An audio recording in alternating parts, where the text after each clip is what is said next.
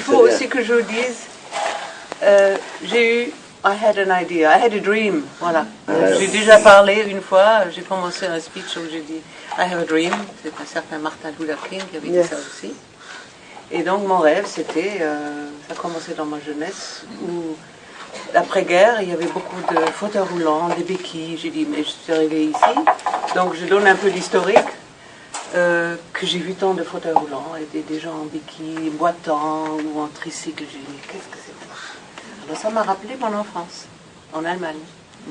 Et puis, I had a dream, j'avais créé une fondation aussi, qui s'appelait Solidarité Casamance, et il y avait un peu de sous dessus. Et puis j'ai dit, mais j'aimerais bien que d'autres personnes participent aussi. Et donc j'ai fait une promesse de don en 2014, une lettre de promesse de don, où j'avais mis plusieurs conditions, que la municipalité, les autorités participent en donnant gratuitement le terrain.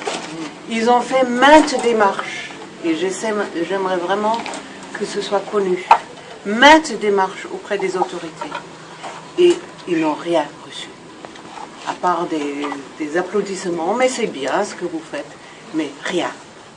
Donc ils ont renoncé une partie de leur salaire, ces deux gars-là, pour avoir un fonds de chez eux. Et puis, avec cette lettre de promesse de don, ils sont allés la présenter.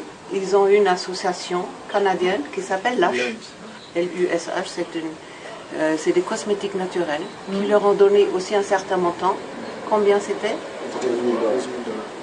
12 000 $, c'est quand même pas rien. Oui. Hein? Et puis donc cette idée d'écrire une lettre en disant je vous donne à condition que. Et donc il y avait plusieurs conditions, dont la seule qui a été remplie, que vous participez aussi avec financièrement. Et je vous félicite d'avoir fait ça.